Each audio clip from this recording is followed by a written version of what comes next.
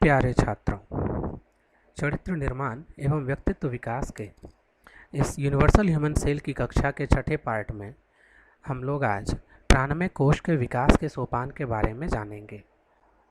हमें पता ही है कि प्राण हमारी जीवनी शक्ति होती है और प्राणमय कोश के विकास के जो आयाम हैं वो मुख्यतः 3 प्रकार के होते हैं, जिसमें सबसे पहला चीज़ होती है कि हम प्राण बलवान होना चाहिए। प्राण यदि बलवान है तो जीवनी शक्ति अधिक है और प्राण यदि क्षीण है तो जीवनी शक्ति कम होती है। जीवनी शक्ति या कार्य शक्ति, उत्साह, महत्वाकांक्षा, साहस, पराक्रम, इस प्रकार के जितने भी हम लोग विशेषण प्रयोग करते हैं इसके रूप में प्रकट होती है। शरीर की सुडौलता, सुंदरता या वृद्धि में यह जीवनी शक्ति ही अपना काम करती है। जैसे टमाटर देखने में लाल, चमकदार और बड़े बड़े हों तो भी उनमें सत्व कम हो सकता है, जिसके परिणाम स्वरूप पेट तो भरता है परंतु पोषण नहीं मिलता। उसी प्रकार शरीर सुंदर और सुडौल हो परंतु प्राण बलवान नहीं होगा तो उसमें जीवनी शक्ति कम ही होगी। अर्थात यदि प्राण बलवान है तो जीवनी शक्ति अधिक है। ठीक है। फिर दूसरी बात आती है प्राण के संतुलित होने की। प्राण शक्ति अधिक हो तो भी उसका संतुलित होना आवश्यक है। यहाँ जिस प्रकार प्राण आवश्यक हो उस प्रकार से उसका उपयोग हो सके, ऐसी स्थिति को संतुलन कहते हैं। उदाहरण के लिए भोजन के बाद पाचन तंत्र को प्राण शक्ति की अधिक आवश्यकता होती है। अध्ययन के समय चेतना तंत्र को प्राण शक्ति की अधिक आवश्यकता होती है। इसी प्रकार से जब प्राण शक्ति नियंत्रित होती है तब उसका उचित उपयोग हो सकता है। फिर आती है बारी प्राण के एकाग्र होने की। जिस प्रकार मन को एकाग्र किया जा सकता है या उसकी चेष्टा की जाती है, उसी प्रकार से प्राण को भी एकाग्र किया जा सकता है। उदाहरण के लिए किसी बहुत भारी चीज़ को उठाने के लिए मन की एकाग्रता के साथ साथ प्राण की भी एकाग्रता चाहिए होती है। और प्राण जब एकाग्र होता है तो अधिक से अधिक शारीरिक शक्ति प्रकट होती है और हम बोलते हैं कि हमारा प्राण एकाग्र है। अब हम लोग बात करेंगे कि प्राणमय कोश के विकास के कारक तत्व क्या क्या हैं। प्राणमय कोश के विकास में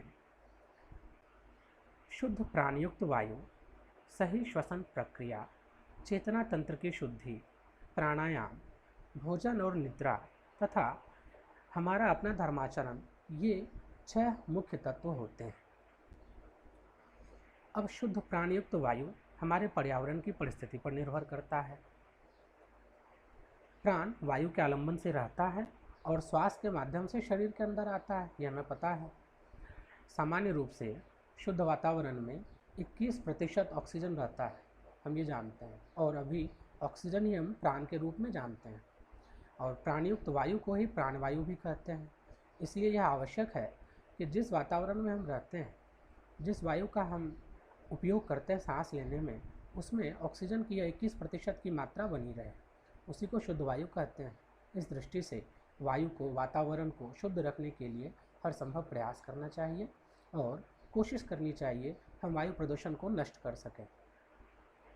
और इसके लिए हम लोग शुद्ध प्राणयुक्त वायु के लिए वृक्षारोपण, मृदा प्रसंस्करण अर्थात मिट्टी की संस्कार करना, मिट्टी का उसकी देखभाल करना, और वायु शोधन, इस 3 प्रणाली से हम लोग शुद्ध प्राणयुक्त वायु ले सकते हैं। क्योंकि हमें पता ही है हवा, मिट्टी और पानी, ये 3 ही पर्यावरण के कारक तत्व होते हैं और हमारा शुद्ध प्राणयुक्त वायु हमारे पर्यावरण की परिस्थिति पर निर्भर करता है।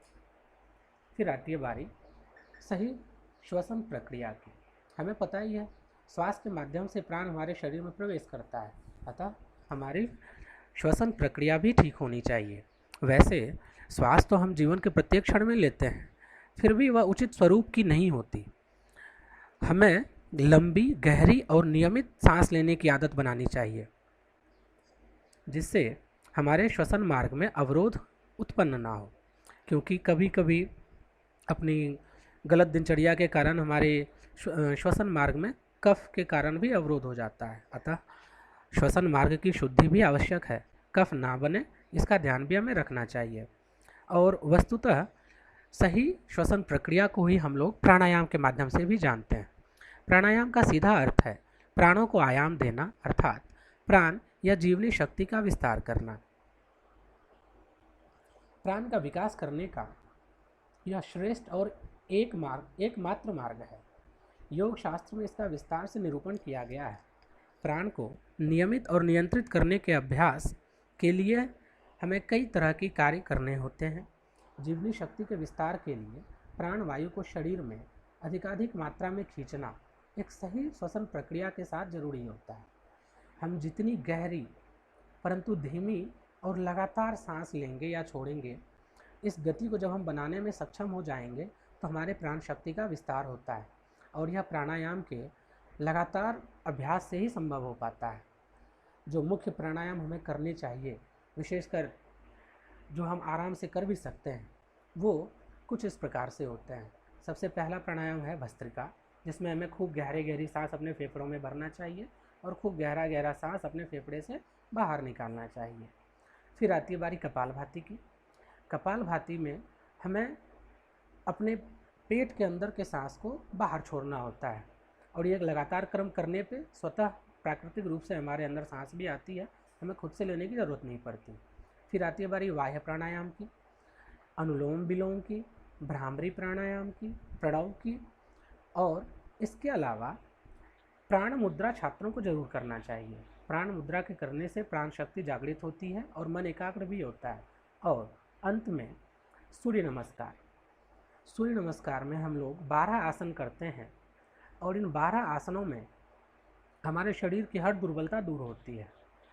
हर छात्र को और वस्तुतः हर इंसान को प्राणायाम जरूर करना चाहिए, जैसा भी संभव हो सके।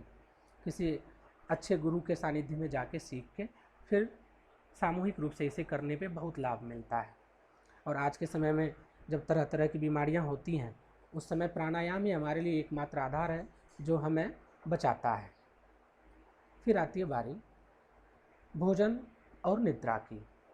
शरीर के समान ही ये दोनों प्राण को भी पुष्ट करते हैं, क्योंकि हमें पता है हम खाएंगे और अच्छी नींद लेंगे तो हमारा शरीर पुष्ट होता है। शरीर के साथ साथ ये प्राण शक्ति को भी पुष्ट करती है। इस प्रकार से जब ऊर्जा बढ़ती है, चेतना तंतु शुद्ध होते हैं, तो ज्ञानेंद्रियों के अनुभव शुद्ध और सूक्ष्म संवेदन बनकर मन के समक्ष प्रस्तुत होते हैं। इसी शुद्धि के परिणाम स्वरूप नेत्र निर्मल होते हैं, स्वर मधुर हो जाता है, मुखमंडल चमकता है, शरीर हल्का हो जाता है और पूर्ण आरोग्य प्राप्त होता है। और हमें पता ही है, आहार का अर्थ हम लोग जान चुके हैं पिछली कक्षा में। अन्न, जल और वायु को ग्रहण करना ही आहार होता है और ये तीनों ही हमारे प्राणाधार माने जाते हैं। हमारी शांति के लिए निद्रा आवश्यक है और प्राण धारणा के लिए भी अनिवार्य है। इस प्रकार हमें भोजन और निद्रा पे भी ध्यान देना चाहिए। फिर आती है बारी चेतना तंत्र की शुद्धि की। चेतना तंतु या तंत्रिकाओं के आलंबन से प्राण पूर्ण शरीर में व्याप्त होता है, अतः चेतना तंतुओं की शुद्धि भी आवश्यक है। और फिर जब हम लोग प्राणायाम वगैरह करते हैं और एक समूह में करते हैं तो उसका लाभ कुछ ज़्यादा मिलता है।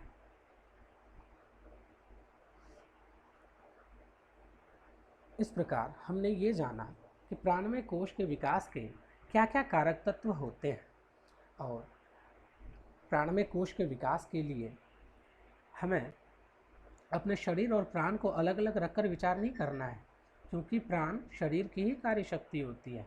दूसरी ओर प्राण को मन से भी स्वतंत्र करके विचार नहीं किया जा सकता, क्योंकि मन के विकास के लिए भी प्राण की आवश्यकता होती है। इसलिए प्राणमय कोश के विकास का यह महत्व ध्यान में रखकर हमें अपनी दिनचर्या बनानी चाहिए, जिससे हमारा अपने प्राण पर मन व बुद्धि का नियंत्रण रह सके और धर्माचरण के लिए शरीर और प्राण काम में आ सकें।